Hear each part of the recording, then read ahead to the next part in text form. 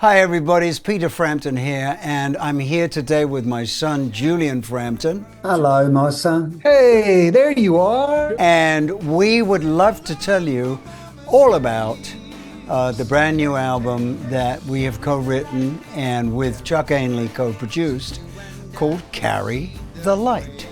And should we just get right into the first track, Julian? I think we should. Let's go. Title track, Carry the Light. Carry the Light was a track that I was just messing around with a loop of drums and a riff on acoustic guitar. And it's kind of developed pretty quickly. And then I came up with this phrase, carry the light. It's about the wisdom to know to learn from the past. Don't ever forget what has come before, because those people have experienced this before. They might know more about it than you. So that's why when my dear guitar tech, Nick Gibson, who is 100% Native American, came in one day, we were changing string of whatever, and he said, oh, I'm going to see the elders in Oklahoma, because he's the He's from the Shawnee tribe of Oklahoma. Yeah. So he's Shawnee. When he said, I'm going to see the elders, I went, oh, that's so good. I love that word. Right, Julian? Mm-hmm. So it was, it all came together pretty quickly, and then Julian came to visit and was staying for a while we were writing, because he's in LA. And we finished it off, right? Basically. Yeah. Did I write the first verse? I think we wrote the verses together. You had pretty much shored up the chorus, melodically and lyrically, and then I kind of came in to help kind of tell the rest of the story with you. As is the case with most of these songs, you know, I think that the most important role that I had was to help you best tell your stories. And just be there to guide you lyrically. And I think that that's pretty much what happened on Carry the Light. And then we were just really, really lucky to have Nick go visit the elders and do a stomp dance. And he brought the drum loop that we had created, with Chad Cromwell, and to have some tribal percussive drums in the beginning of that song. And he took that loop and they timed their stomp dance chants over that. So that's what you hear at the beginning of that track. And you hear all the cicadas in the background. It was recorded outside. And it's kind of just magical. It just starts off with an essence of magic. That is really, really special. And that's because of Nick and his father and the rest of the tribe. Nick starts us off and his father answers, and it's like that. That's the two of them. And I think some others did the woo together. Yeah. Some of the elders joined in on that. And it's so special, and it goes really well. And it comes back at the end in that final chorus. And also during the guitar solo, we wanted to kind of, you know, the whole idea of this song is almost a passing of the torch, carrying the light, you know, passing down wisdom, you know, and empathy and knowledge, and from one generation to the next. So we brought in a kids choir to sing some of the Carry the Lights in the background of the guitar solo, and then that carries through to the last chorus when Nick and his father and the tribe come back in, and it's just a grand ending, which is really awesome. Yeah. And that is Carry the Light, ladies and gentlemen. Carry the light. Ladies and gentlemen, carry the light. Buried treasure. The second track on the album, Carry the Light, is a track called Buried Treasure. Well, there is a station on SXM, 711 I think it is, and it's Tom Petty with his own albums and music that he would bring in. He would do this show before he left us once a week for 8 years. So there's a lot of shows. And it's all his music that inspired him. So you wouldn't have the Elvis track, you'd have the Big Mama Thornton track. He would just go deep on everything and go back to the originals. And I found this, and still do, I listen to it every day, so inspiring, because he plays jazz, blues, rock, Motown. It's every kind of music, big band, and it'll just go one to the next. Blues, obviously, a lot of blues as well. And so it just was so inspiring to me. One day I was speaking to Julian, and I said, Julian, I'm just getting so inspired by this. I said, I think we need to do a tribute song to Tom Petty and the Heartbreakers. And you said, yeah, great idea. I had a chorus, the Buried Treasure chorus, and a completely different verse. And then, again, you came into town, and we started working on that one. And we didn't think the verse was as strong as it needed to be, and it wasn't. And so, bingo, the two of us came up with the verse that you will hear.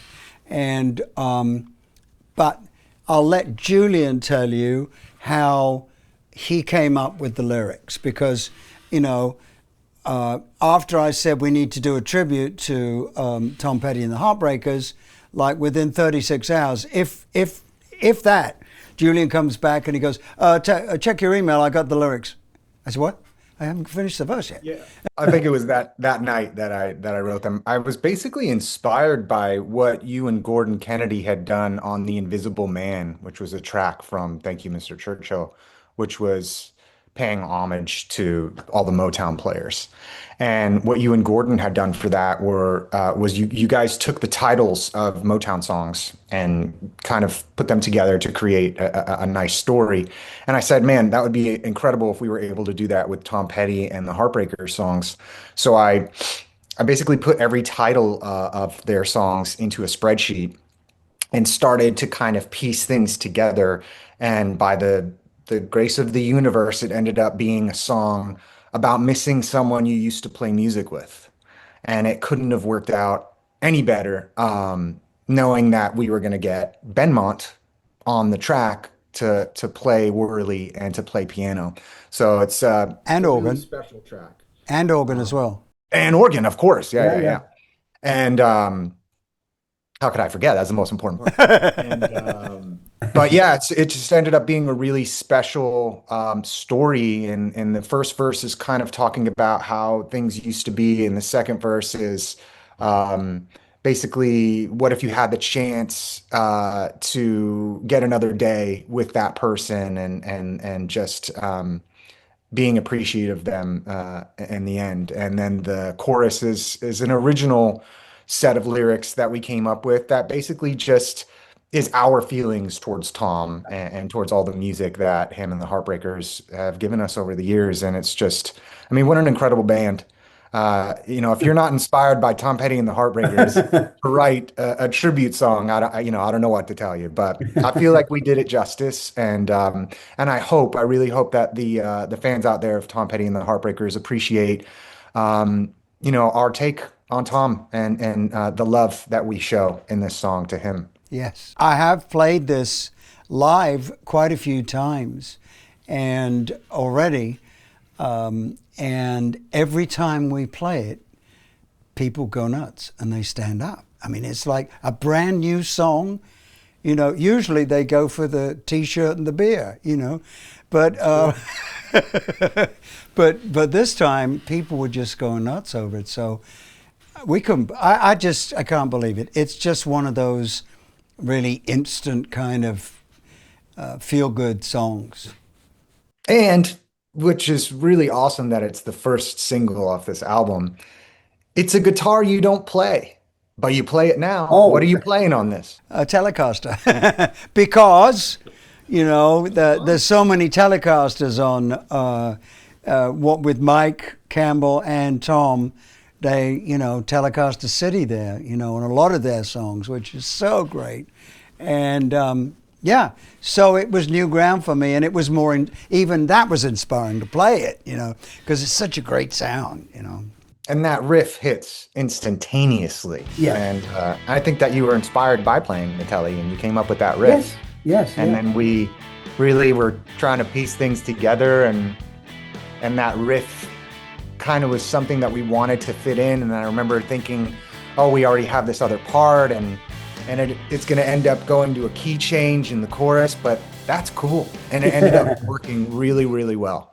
It was really, really awesome. Yeah, so we're very, very pleased with that one, and hope you are too. Mm-hmm.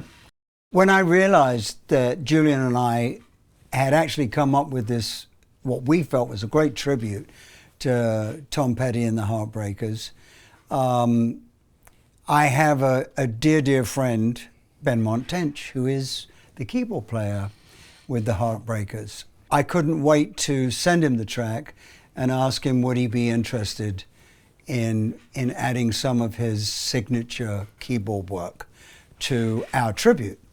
And he loved the idea, he loved the track, and so we're thrilled to have Benmont playing all over the track. So we're so happy about that. It was an absolute honor to have him be a part of this. Absolutely. He could have very easily not wanted to do this, and it was very special to have him on this track. Yeah, because it's still very, Benmont they're all in mourning, because of Tom. I know he's left us a while ago, but, I know that they were a very, very tight family group, and so I'm glad that he was able to do it for us and play on it. It makes the track. One of the very first songs I wrote for the Carry the Light album is the third song, which is I'm Sorry, Elle. And Elle is one of my two granddaughters. Jade, my daughter, and Sam, that's their daughter, Elle, and of course Julian and Annie have Rain, their granddaughter, or my granddaughter, second granddaughter, their daughter. Not my granddaughter, she's my daughter. You must be very old. She's 2. Yes. Anyway, so this album is written over about 5 or 6 years. So it's one of the very first ones.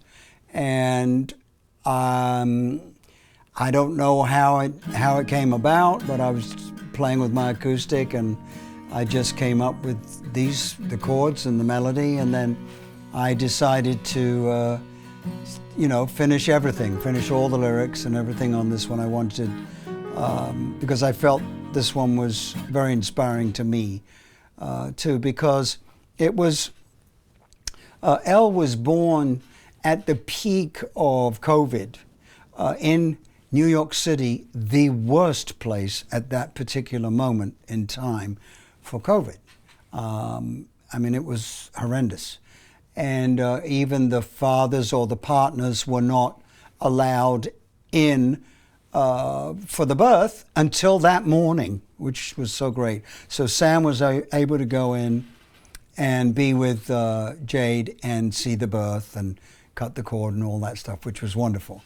So, but he had to leave immediately. They threw him out because, and the nurses left as well, basically, because they had to go to the other parts of the hospital for the COVID. So that's why the lyrics, I couldn't visit.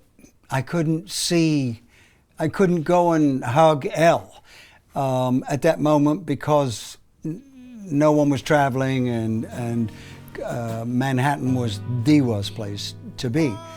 The thing was that, thank goodness, Zoom and FaceTime and all these different video phone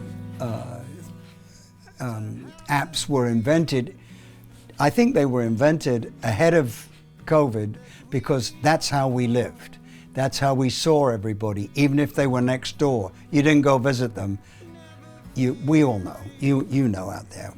how bad it was. And so anyway, the whole song is basically about wanting to be there in New York, and then by the third verse, basically, I'm holding her, which it's a very emotional part of the song for me, obviously. So it was, I can't see you. I can touch you on the screen, but I can't touch you for real. And then finally, I get to go to Manhattan and New York, and for the very first time, hold my very first grandchild. It was I'll never forget. Obviously, it was just a horrendous and a beautiful time all at once.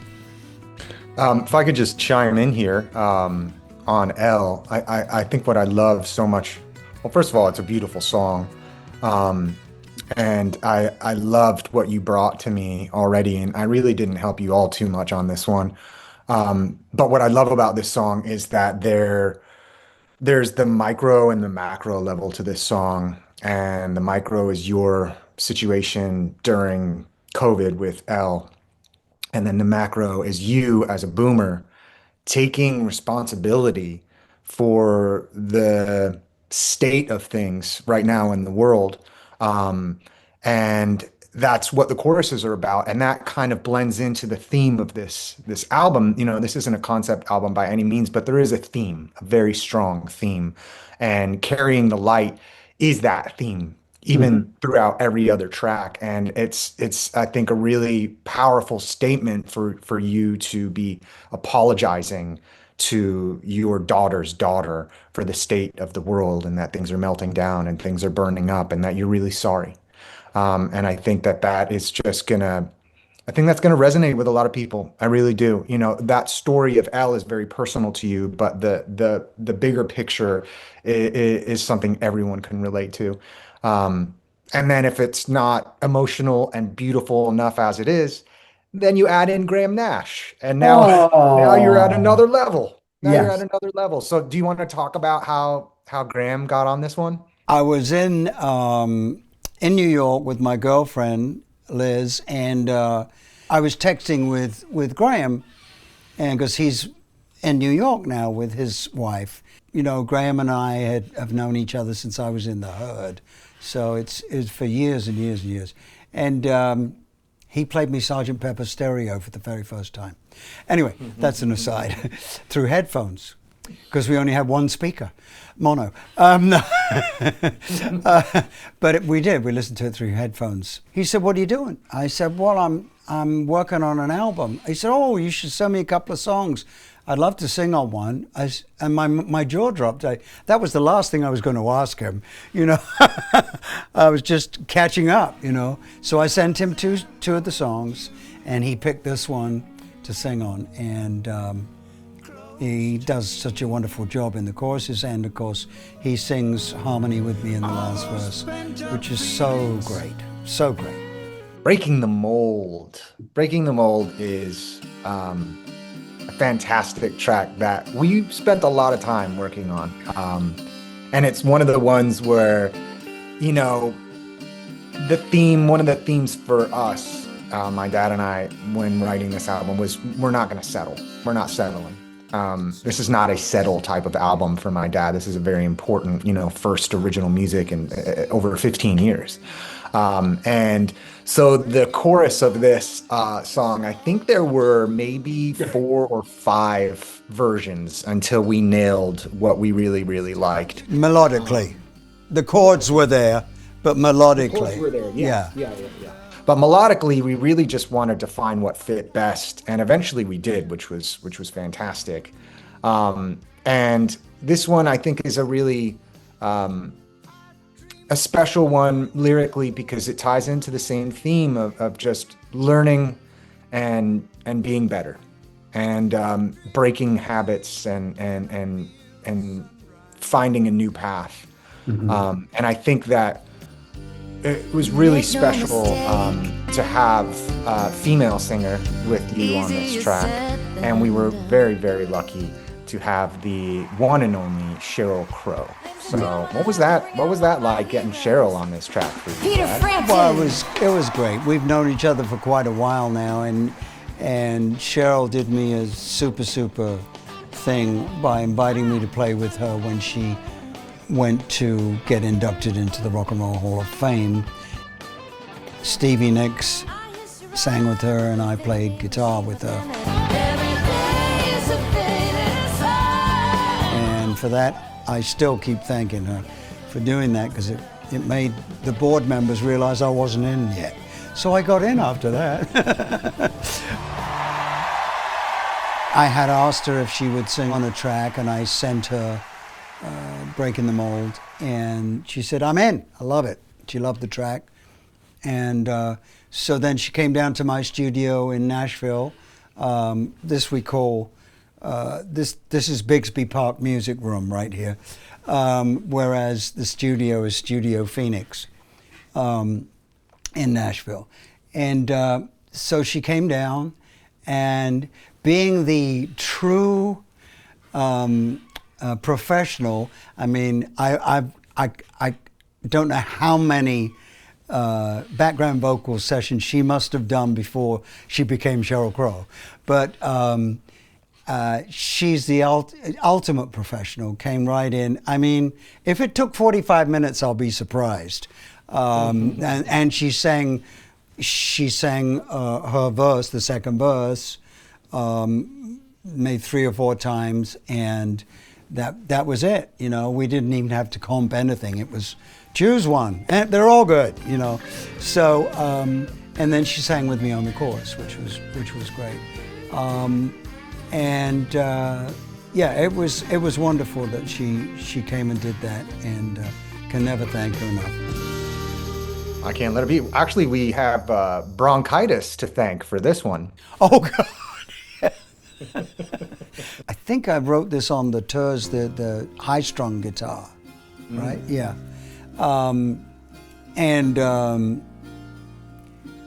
Basically, I think I was just mad with the way things were being run at the time in the world, but definitely this country. And so I wanted to do something about it.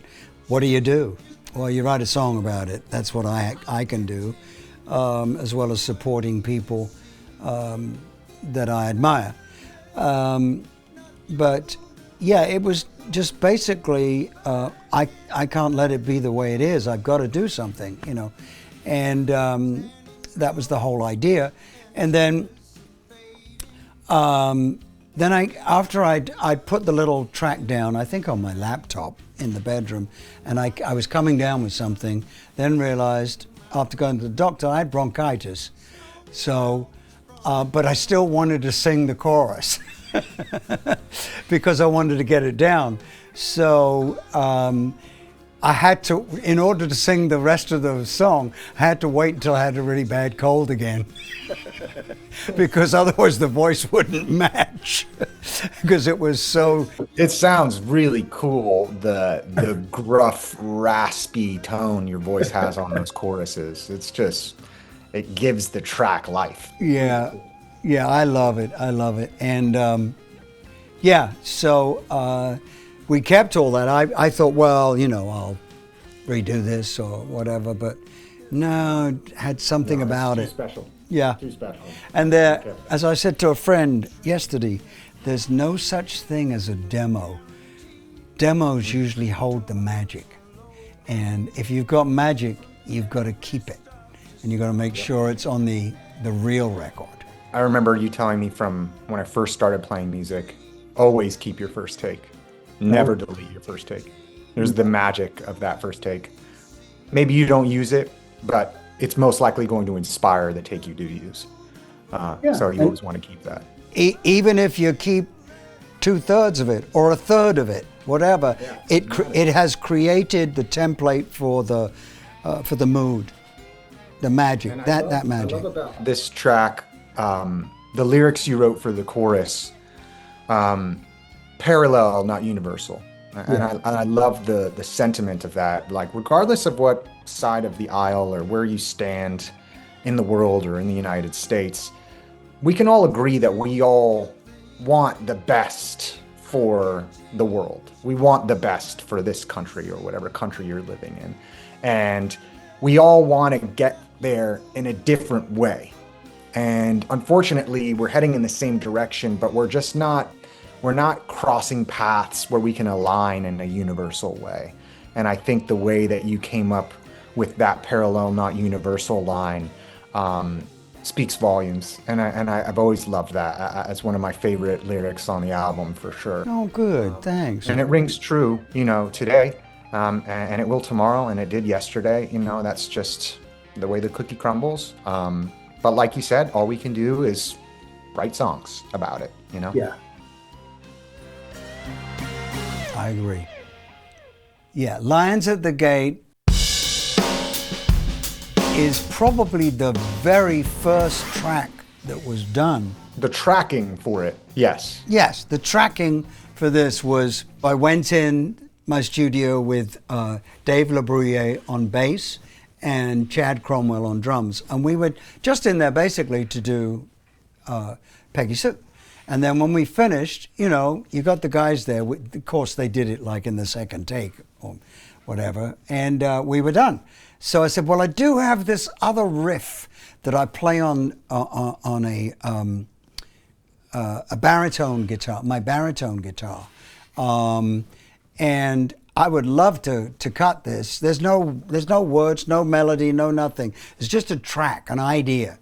So it's very ferocious, the sound. So the track ended up being very ferocious.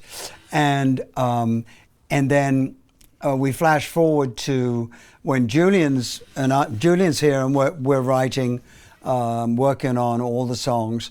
And when we got to that one, why don't you take it from there?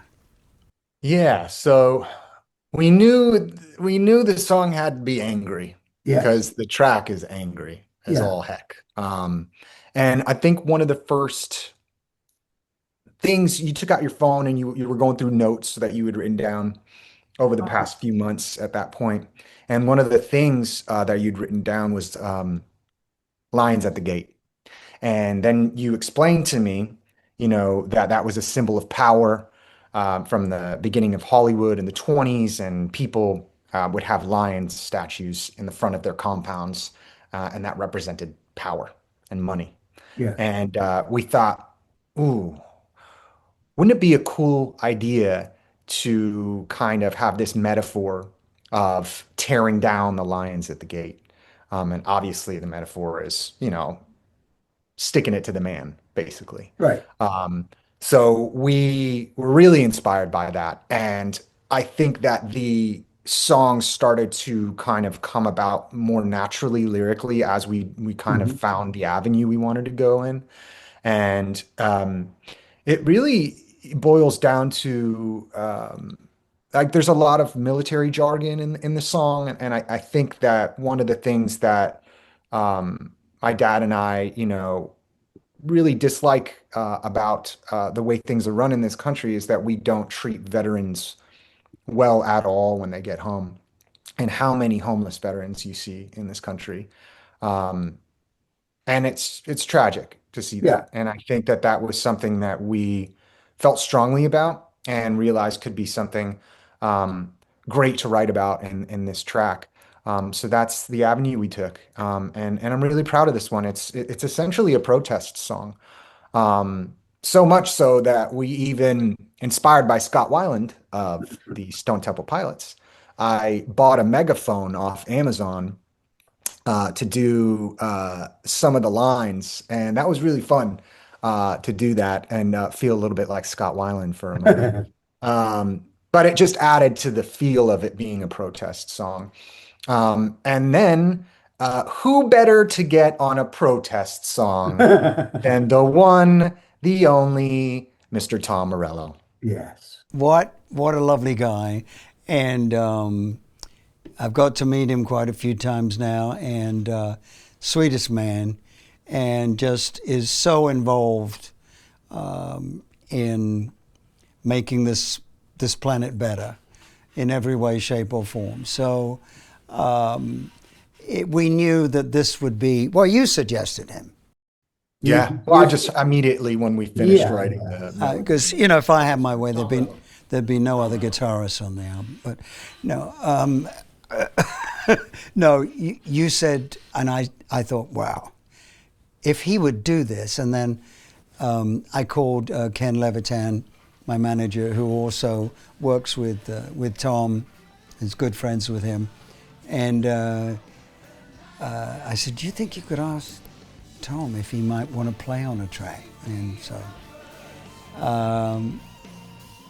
we were thrilled. He said yes. And so it's his signature sound all over this track. And he actually, I had put down my lead guitar and left spaces for him and told him where, to join me and harmonize or play against me or whatever. And he did an incredible job. It's really phenomenal the way it all worked together with my guitar. And so I can't thank him enough. It's a phenomenal record, and he said he's going to play it on his radio show. Yeah, that's super exciting. I'll never forget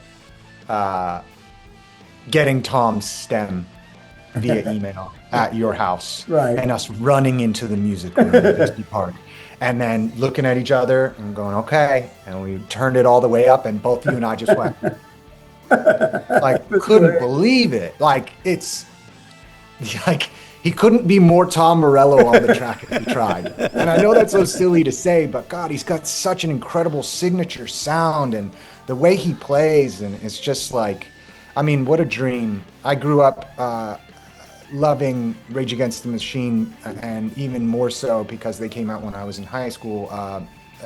Audioslave was just one of, probably my favorite band in high school. So for me to have this moment now where I'm writing and producing a song with my dad and having Tom Morello be a part of that is a pinch me moment for sure. Yes, absolutely. That would sound good live. Yes, it would. Islamorada is a really special track. It's one of two instrumentals on the album. And this is one I actually had written the verse chords to, probably a couple years ago. I was just going through voice memos and videos of all bits, as we do as writers. I've got thousands and thousands of things that I haven't worked on. But they're all there, and that's the most important part. And then we can go through them. And mine are cataloged, yours aren't. Yeah, exactly. Yeah, mine don't even have names sometimes, which is a pain in the butt. But I enjoy going through stuff, and I was going through some stuff to just see, if there was anything that could be good for this album. And this little bit that I'd come up with had some jazzier chords, and that's my dad in a nutshell, jazz hands. So I brought that to him, and he was like, "Oh wow, I like this," So we started playing acoustically together, and we were at his house in Nashville, and I remember him saying, "Oh, I'd love to sing on this one," and I was like, "Oh, maybe." Maybe you play electric guitar over it, and the melody is the guitar, and you were pretty adamant about not doing that at first. So we came up with a melody for the chorus, the da da da da da da da da da da. And then I was like, just try it, please, for me, just try it. So you grabbed one of your electrics, maybe Paulina. I don't remember what you had on you at the time, but you started playing electric over my acoustic, and we both recorded it on a voice memo and listened back, and we went, "Oh yeah, oh yeah." And you agreed at that point that it was a great instrumental. Yes. And then we wrote the rest of the chords. You kind of took over at that point and wrote some incredible parts. And that led to us wanting to involve another guitar player on this track, and someone that we knew for sure we wanted on the album was the one and only her. Gabby is on this one. How did that come about, Dad? Why don't you take it from Rob, Arthur, and I were doing George Lucas's 80th birthday party at, what's the place called? Skywalker Ranch. We watched her do her show. I was blown away. She's just such a great singer, songwriter, guitar player, incredible guitar player. And so that was wonderful. And then, of course, I wasn't thinking about the record at that point. And then Julian and I were in the airport. Yeah, we were at LAX. That's and right. we walked in to get checked in, and then the woman behind the counter went, "Oh, Gabby's here." And I went, "Oh, okay. I didn't know who that was." I don't know who Gabby is. I don't know who Gabby is. I know who her is. And she didn't have her signature sunglasses on. And so I was like, man, you look so, in my head, I'm going, you look so familiar. And then my dad said, "Oh, hi." And then they started to kind of talk, and he introduced me to Gabby, and she's just so sweet. And they exchanged numbers because my dad was like, "Hey, I'm working on a new project. I'd love for you to, play or sing on something." And she said I would be honored. And she's just so sweet, so down to earth. Yeah. That I mean, I remember when I first heard, I think the track is a hard place or hard place by her, and man, she's just incredible. She's got an incredible voice. She's a great songwriter, and she's got some killer feel. She's Prince-esque in her Yeah. playing, Yeah. which I love. So when we reached out to see if she would be interested and we sent her this track, she said, absolutely, I'd love to do it. And she had such a full circle moment to tell us on the phone. We had a three-way call about the track and just what we were looking for from her, and where to play and stuff like that. And she told such an incredible story about being with one of her parents at the Ralph's in Studio City on Ventura, close to where my dad had a place. And years and years and years ago, and when she was very young, she said, and her, I think it was her mom, saw my dad at the grocery store and said, "Gabby, you know who that is? That's Peter Frampton over there." And she said, oh my God," because I'm assuming at that point she was already playing guitar. She's kind of like a virtuoso. And they walked over to you, and you were super sweet and nice to them. And she said she never forgot that. So probably a very fun full circle moment for her to be on this. And I want some of my dad's fans to know how incredible Gabby is at playing guitar. Not that she needs any more fans. She's huge. She's everywhere right now, but some people don't know about her, and they need to. They need to listen to her and just appreciate the musician that she is. And we basically said, do your version of what my dad does in The melody, right? Yeah. And man, she nailed it. She paid homage to you while also throwing her own flair in there.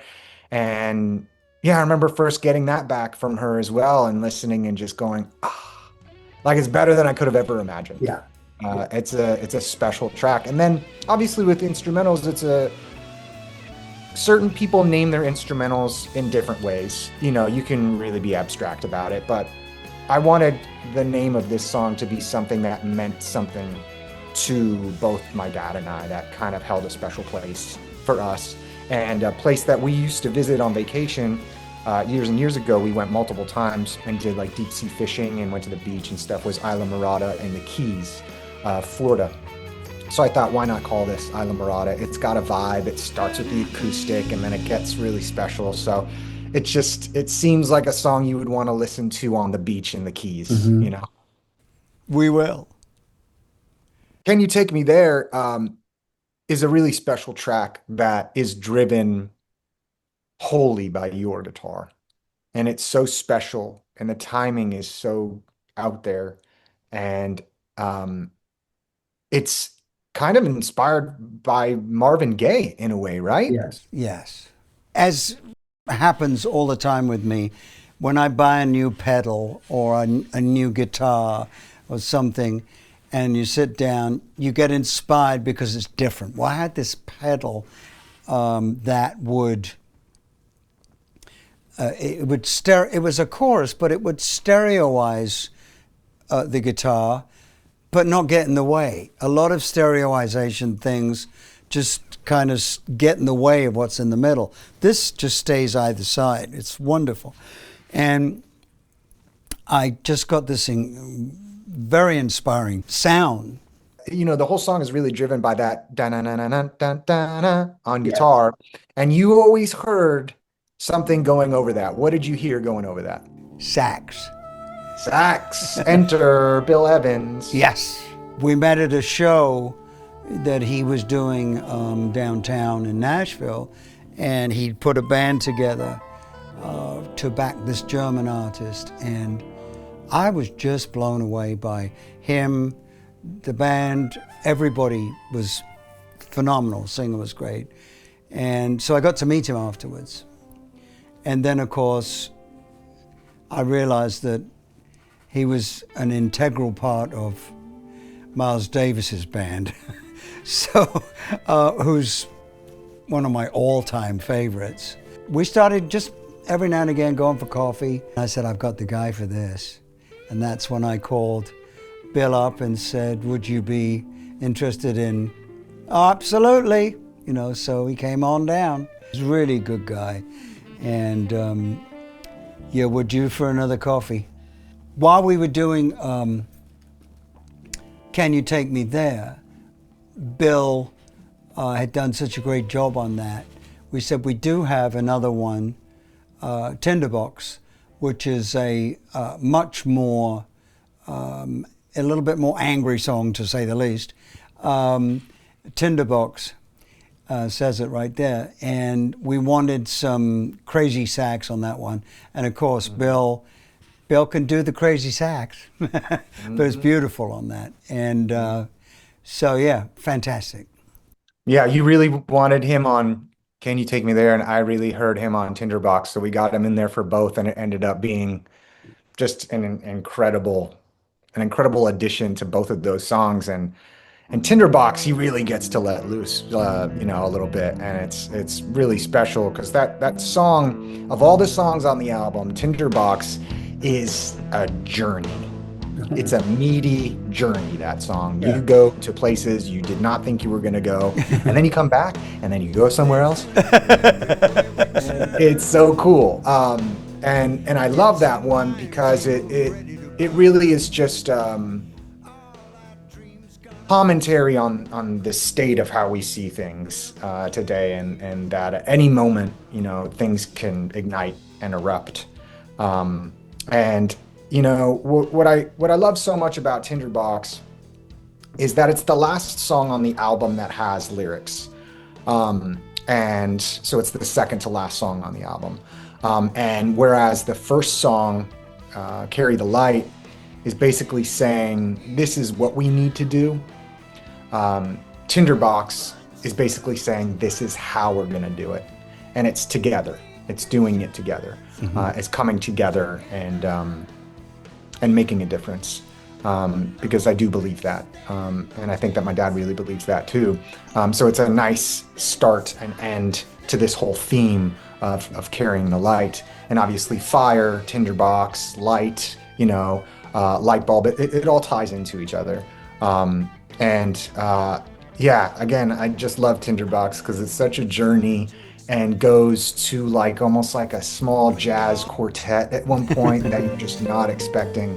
And then it's almost like from there a match gets lit and then the whole forest goes up into flames. And that's kind of how the song ends, with you and Bill just, you know, Bill's just going crazy and you're going crazy, and it's just, it's a special one. It's a journey. Yes, it is. And I loved working on that one when I was working on the track before I had any melody or anything, you know. And I'm just working on that, and then I decided needs a bridge or something here, needs another piece. And then all of a sudden I was messing around, came up with this jazzy piece, and out of nowhere, it just goes into that. And then it comes back, and then it goes back there. Yeah. So, as you said, I love that. There are no rules. And I think that's what I love so much about working with my dad is that there are no rules, there's no structure that we have to follow. Obviously, there's a formula, and we tend to use that as most songwriters do. Um, but my favorite part of hearing a new song is not knowing what's coming next. Right. And I think that this one does that for sure. And a lot of stuff that's on the radio, or that's really popular today, I kind of know the song after listening to the first 20 seconds of it. I can tell you when it's going to go to the next part. I can hear where it's going. And it's just, yeah, not my cup of tea, that kind of stuff. But this song where you don't know where things are going and things are coming at you from all different angles, it's interesting. And, it's kind of a symbol of my dad's growth, I think, even to this day as a musician. We all continue to grow as musicians, and we all continue to learn, and we all continue to get better. And he's always told me, when I was younger and I was getting a little arrogant, uh, he said, "There's always someone around the corner that's better than you." And I think that that's how my father has always lived his life as a musician. He doesn't think he's good. He wants to get better every day. Um, he's silly because he's incredible, but it's what's made him the player and the musician that he is today, is that he just strives for greatness and continues to play and practice. It's like the things you don't see behind the scenes. That's what really makes an artist. And I see that because I'm working with him now. And as a producer, as a songwriter, and as his son. So I get to come at that from three different angles, and it's incredible to see. I've always said my dad is the hardest worker I know. And that rings true through today.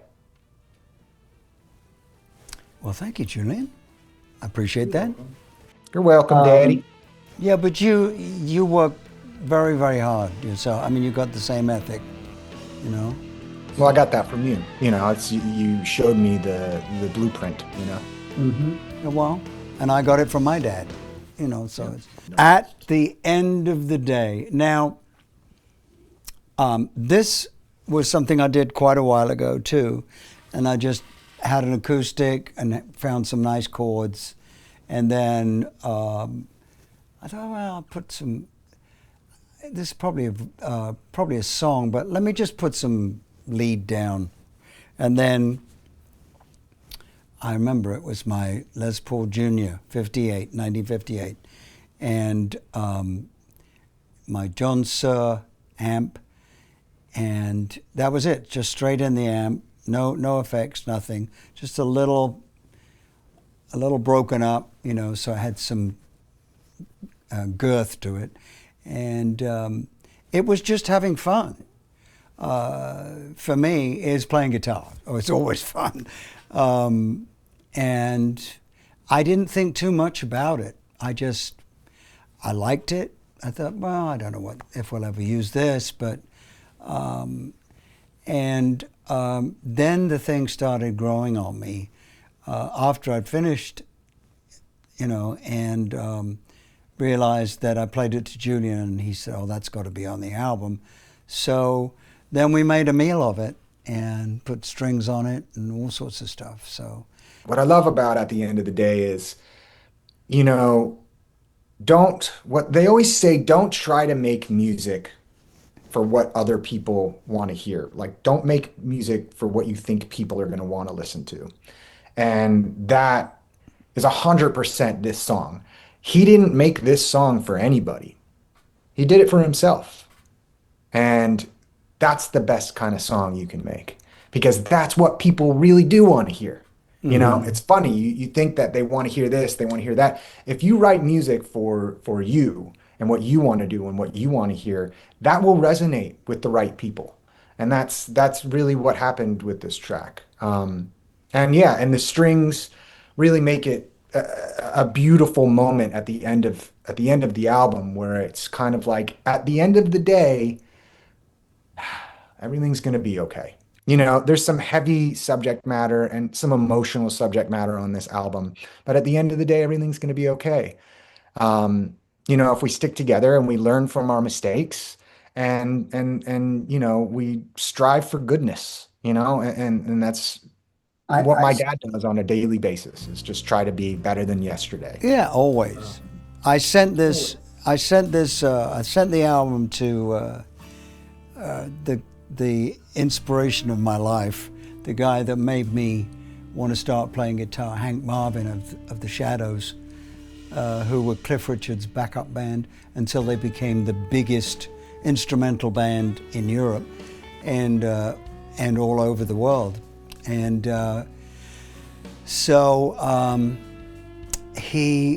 there's nothing like getting a good review from the hero that made you want to play guitar. And he sent me back this wonderful email. He said, I have to say, the last track is my favorite, because he's an instrumental player too, you know. And so I have to say that was one of the best feelings to know that Hank Marvin was loving one of my tracks, you know. Well, that's not only his favorite track, it's also Elton's favorite track. Well, I didn't want to bring it up, but you brought it up, okay. We can bring that up, that's okay.